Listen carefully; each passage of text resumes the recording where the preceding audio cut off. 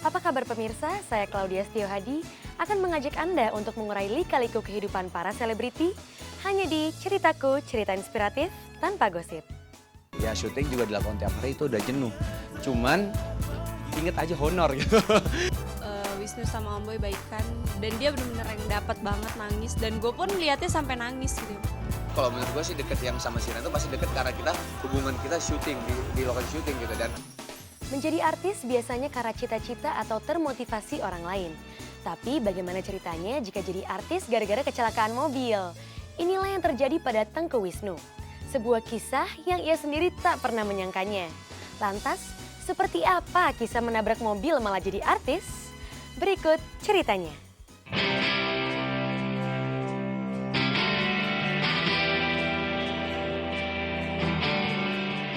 Gara-gara kecelakaan mobil, Tengku Wisnu berhasil menjadi artis terkenal. Cerita ini bermula saat Wisnu harus mengganti mobil milik tantenya yang ia kendarai dan mengalami tabrakan. Karena tak punya uang, akhirnya Wisnu mengiyakan tawaran rekannya untuk ikut casting bintang iklan. Wisnu hanya berpikir ia harus punya uang untuk mengganti kerusakan mobil tantenya. Akhirnya Wisnu pun ikut casting. Nasib baik berpihak padanya. Wisnu dinyatakan lolos meski ia terpaksa menelan ludah. Sebab honornya saat itu hanya Rp75.000. Sementara harga kerusakan mobil jauh di atasnya. dunia entertain pertama kali terjun itu kira-kira waktu kuliah semester 2 apa semester 3 gitu. Nah itu berawal dari emang waktu itu punya mobil tante dan lagi bawa mobil tante sama saudara juga anaknya tante tabrakan dan itu lumayan parah rusaknya. Jadi mau nggak mau kan harus ganti sendiri, minta sama papa juga nggak enak kan. Pertama yang duluan terjun casting itu sebenarnya saya. Saya juga dikasih tahu teman-teman gitu ya.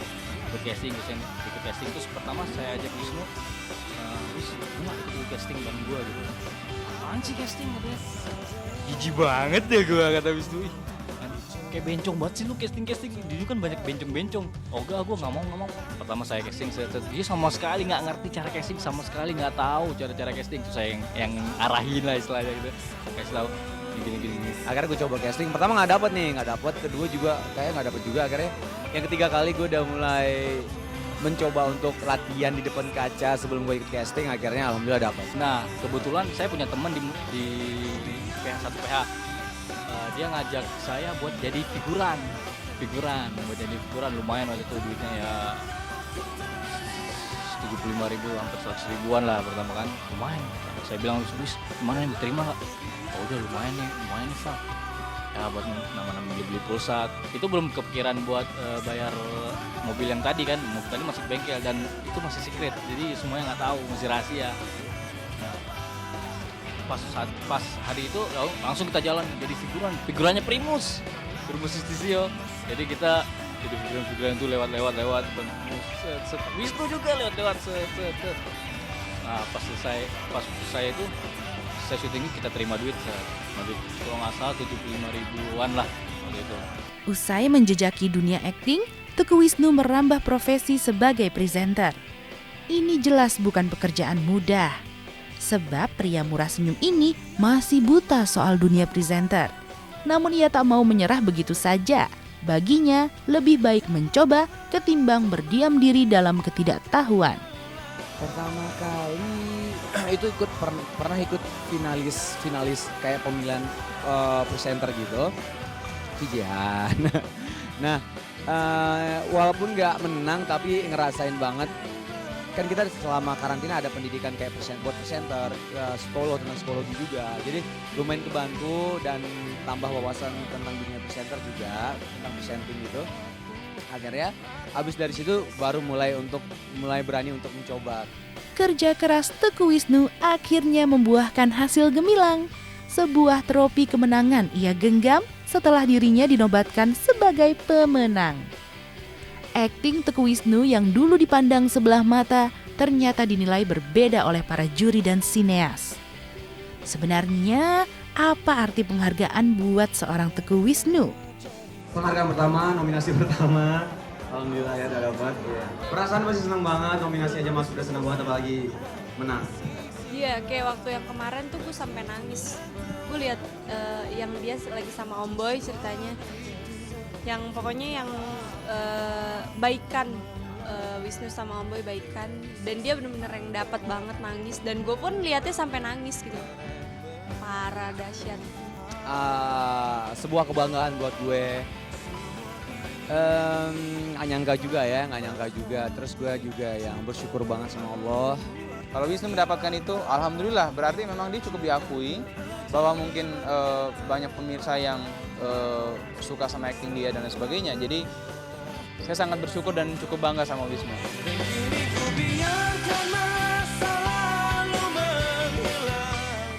Sibuk kerja dan berlama-lama di lokasi syuting membuat Tengku Wisnu dihantui keletihan badan. Selain letih, ia juga mengalami kebosanan. Namun, bukan Tengku Wisnu namanya jika tidak bisa mengatasi masalah ini. Terbukti, ia tak pernah lagi merasa bosan dengan rutinitasnya itu. Sebenarnya, apa yang dilakukan Tengku Wisnu dalam memotivasi dirinya? Kita simak ceritanya setelah yang satu ini. Ya syuting juga dilakukan tiap hari itu udah jenuh. Cuman inget aja honor gitu.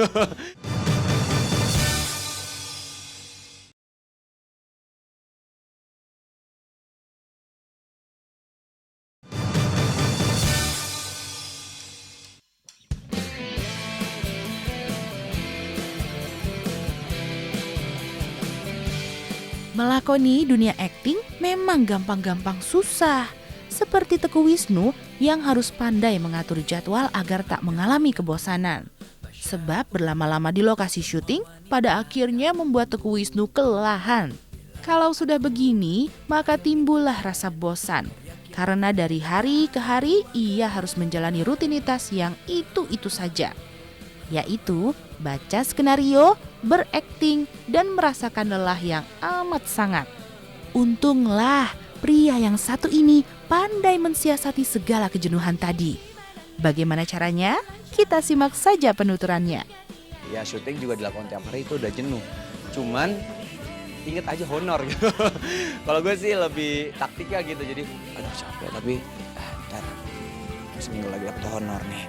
Jadi sebulan lagi dapet honor nih gitu. Jadi enggak tiba-tiba ya enggak deh, yang penting tabungan gue banyak gitu. Tabungan gue ada nih gitu. Jadi insya Allah sih nggak jenuh. Kerja dari pagi hingga malam memang melelahkan.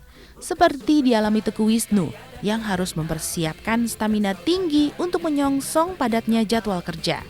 Ngototnya Tengku Wisnu dalam bekerja bukannya tanpa alasan. Sebab pria berdarah Aceh ini memang ingin mencari uang untuk membantu keluarganya. Kenapa ya gue kayak gini? Malah harusnya gue bersyukur dong karena gue dapat pekerjaan, gue dapat duit, gue jadi nggak sia-sia. Masa muda gue bukan buat main-main aja, tapi gue juga menjalaninya dengan kegiatan-kegiatan yang positif. Dia pernah ngingetin aku suatu hal itu, apa ya, kayak gue nyari uang di sini bukan untuk apa-apa, bukan untuk popularitas atau segala macam, buat nyenengin keluarga gue aja, katanya gitu, buat nyokap-nyokapnya yang penting. Ku takkan pernah tertawa, ku takkan pernah bahagia. Selain untuk membantu keluarga, uang yang ia punya juga diparkir sebagai dana tabungan. Tengku Wisnu menyadari betul karir sebagai artis pada akhirnya akan meredup. Kalau sudah begini, maka tak ada jalan lain selain banting setir atau berbisnis. Pilihan alih profesi itulah yang dibidik Tengku Wisnu untuk menyelamatkan masa depannya nanti. Karena itulah, mumpung masih muda, maka lebih baik cari uang dan kemudian ditabung.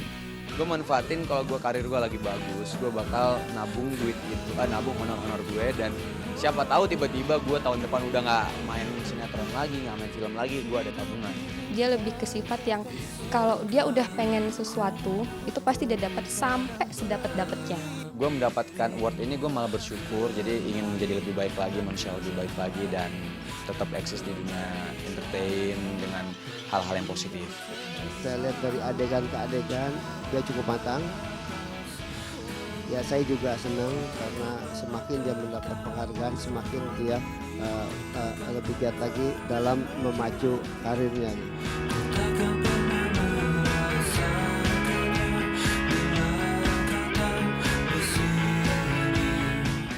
Meski meski terlihat tenang, namun sebenarnya Tengku Wisnu adalah sosok yang jahil. Teman-teman di lokasi syuting sudah paham betul dengan kebiasaannya ini. Cerita jahilnya Wisnu sebenarnya sudah lama terjadi. Bahkan semenjak ia kecil, Wisnu sudah menunjukkan keisengannya mengganggu teman-temannya. Seperti apa ya isengnya Tengku Wisnu? Simak ceritanya setelah yang satu ini. Gue orangnya kadang-kadang suka jahil dan suka yang bodoh amat gitu.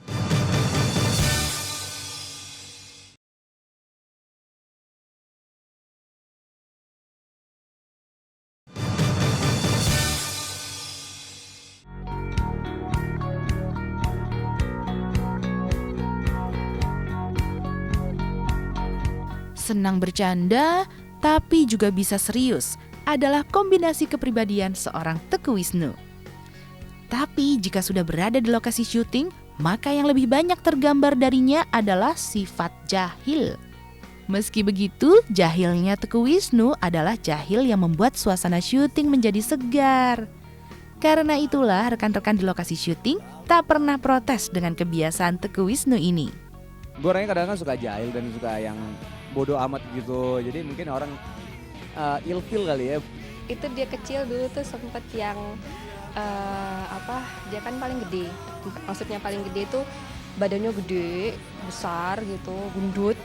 Terus itu padahal dia baru kelas 1 SD. Itu inget banget. Kalau udah namanya masuk ke SD, itu tantenya, itu mamanya saya itu tiap hari dipanggil ke sekolah karena ulah dia yang nakal. Nakalnya itu ya iseng ya, bukan nakal.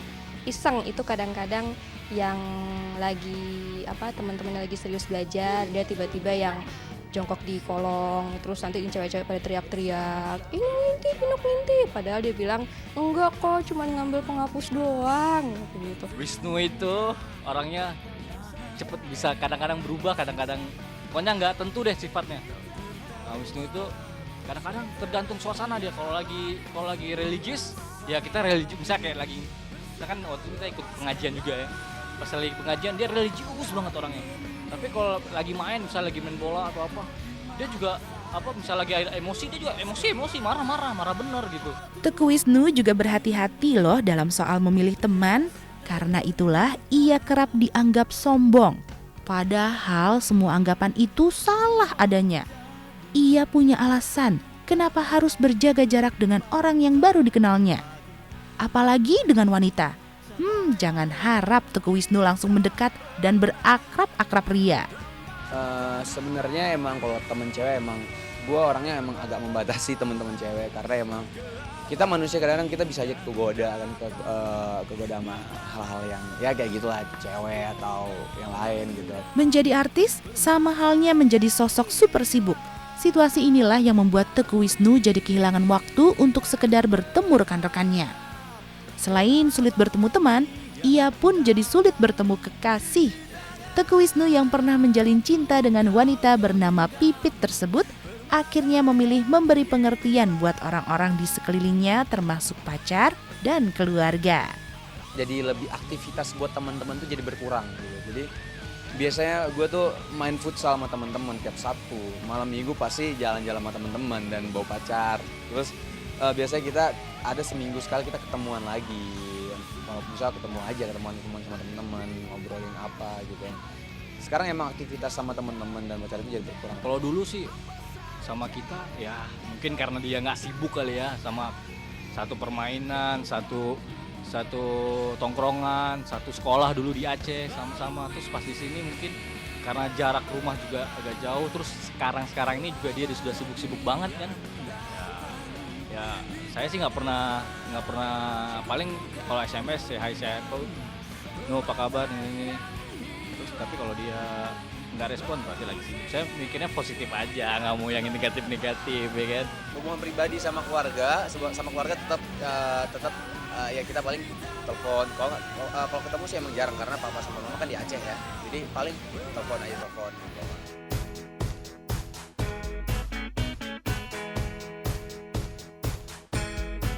Pada awalnya, Tengku Wisnu tak menganggap Shireen Sungkar sebagai kekasihnya. Begitu seringnya mereka bertemu di lokasi syuting, juga bukan indikasi bahwa bakal ada pijar cinta di antara mereka. Apalagi di saat itu Tengku Wisnu telah memiliki seorang kekasih. Wanita yang juga teman semasa SMA inilah si pengisi ruang hati Teguh Wisnu semasa awal dirinya menjadi artis. Karena bagian itu hanya untuk lelaki yang cukup umur. Gue kenal udah dari kelas 1 SMA, itu sekitar udah 6 tahun ya kenalnya, tapi gue jadian baru 2 tahun. Waktu SMA kan gue nggak kenal, tiba-tiba nggak tahu kenapa ya gue ketemu lagi pas kuliah sama dia, gue dekat lagi, tiba-tiba dideketin sama teman-teman sengaja.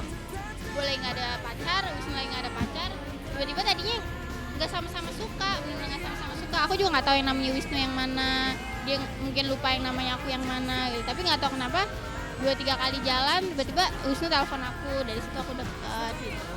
Rumah pacar, kenapa gue bilang rumah pacar? Dulu waktu gue belum punya mobil, gue tuh selalu naik bis ke rumah pacar gue, dan gue selalu pacarannya di rumah dia. Ada nasi goreng lewat, jajannya nasi goreng. Emang dulu krisis keuangan gue agak-agak dalam ya. Jadi pacarannya emang di sekitar lingkungan komplek dia aja. Dia nggak kayak orang yang sosok bilang ada, sosok bilang ini itu. Dia nggak, dia bilang nggak ada, dia orang nggak punya, gini-gini saya lagi susah gimana-gimana, dia bilang sama aku dulu. Memiliki kekasih di saat karir tengah menanjak memang dibutuhkan keseimbangan berpikir. Artinya, kedua belah pihak harus saling mengerti dan memahami. Begitu pula yang dilakukan Teguh Wisnu. Dia tak pernah berhenti memberi pengertian agar orang terdekatnya jadi tahu dan semakin tahu tentang apa yang ia kerjakan. Pertama-tama sih sempat agak ribet kali ya, kayak yang dulu biasanya kita yang waktunya selalu ada gitu, yang kita ada waktu yang yang kita selalu bersama-sama bareng-bareng gitu. Tapi kalau misalnya udah sekarang gue mulai emang udah agak-agak sering syuting, dia mungkin ketemuannya paling rumah gue kan berdekatan tuh sama pacar gue, jadi dia kalau misalnya gue mau syuting gue paling ke rumahnya dulu, gue ketemu nyokapnya, ketemu bokapnya, gue ketemu dia, kita ngobrol-ngobrol aja. Beda sih, enggak ya, nggak sama sekali beda. Cuman bedanya kali waktunya aja kali ya berkurang. Dia lebih ngerti karena gue dari pertama gue terjun ke sini gue udah kasih pengertian ke dia. Beb, ini untuk aku gitu. Maksudnya kamu harus dukung aku, dan dia sangat mengerti tentang hal ini gitu. Di saat itu pula Teguh Wisnu dan Pipit mengaku sudah cocok satu sama lain. Pengertian yang ditanamkan sang pria berhasil diterjemahkan dengan manis oleh si wanita. Meski Wisnu banyak disukai para wanita, namun sang kekasih tak pernah merasa terusik atau cemburu. Karena ia yakin Wisnu tak mungkin membagi hatinya untuk yang lain. Gue sama Pipit itu pacaran serius, niat gue serius dan santai gue. Jadi dibilang serius kenapa? Karena gue kalau pacaran gak serius gue mungkin udah dari dulu putus sama dia. Kenapa gue bawa santai? Karena gue gak mau terlalu yang kita harus berdua nih gitu. Kalau misal kita yang menggubu-gubu malah biasanya gak kejadian. Tapi kalau santai aja, tapi gue santai tapi serius, insya Allah. Nemuin kecocokan itu kan gak gampang gitu ya. Dan aku udah ngerasa cocok aja sama Wisnu sekarang. Pacar gue itu kalau misalnya udah gue kenalin sama pemain-pemain di dalam sinetron gue, pasti dia nggak cemburu. Jadi karena udah kenal, udah gimana cemburu sih? Jadi misalkan si Ren sama pacar gue udah bercanda-bercanda, terus ngeliat gue adegan mesra, dia malah ketawa. Wisnu tuh baik banget, udah kayak kakakku sendiri. Terus gimana ya? Dia tuh orangnya nggak sombong, terus gokil. Jadi kalau nggak ada dia tuh nggak rame lokasi.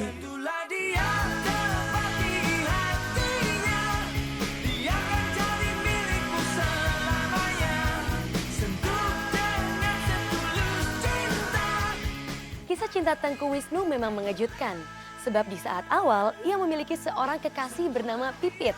Wanita ini adalah teman Wisnu semenjak SMA.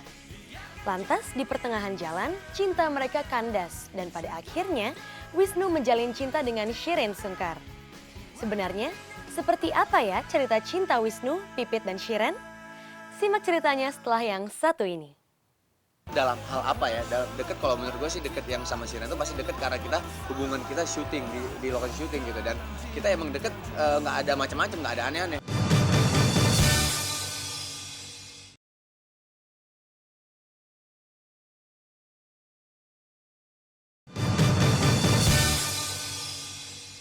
Takkan pernah habis air mataku bila ku ingat tentang dirimu. Pada akhirnya cerita cinta Teguh Wisnu dengan sang kekasih berakhir di tengah jalan. Di saat itulah masuk nama Shireen Sungkar. Namun Wisnu membantahnya karena baginya Shireen hanyalah teman kerja semata. Namun bertahun kemudian apa yang terjadi? Ternyata Shireen lah yang dipilih Wisnu sebagai kekasih hati.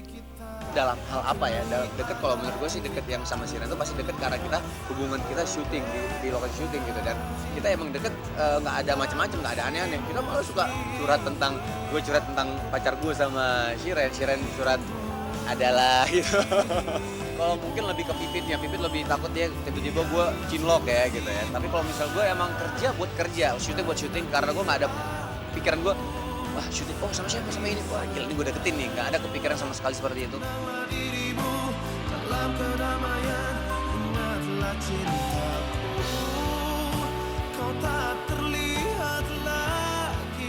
Hingga kini Wisnu belum mengurai keinginannya untuk berumah tangga.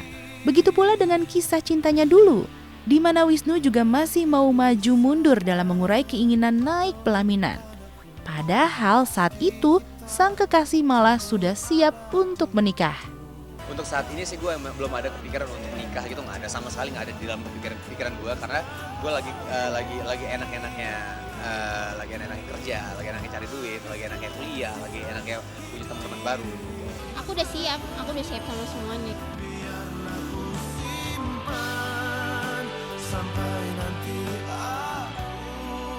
Teguh Wisnu dengan segala ceritanya adalah potret kehidupan dunia artis yang banyak menyimpan kisah di dalamnya. Jatuh bangunnya dalam meniti karir juga cerita asmara yang melingkarinya tak membuat Wisnu dijauhi para fans. Mereka inilah yang justru memompa dan memberi semangat buat Teguh Wisnu untuk terus melaju menggapai segala impian.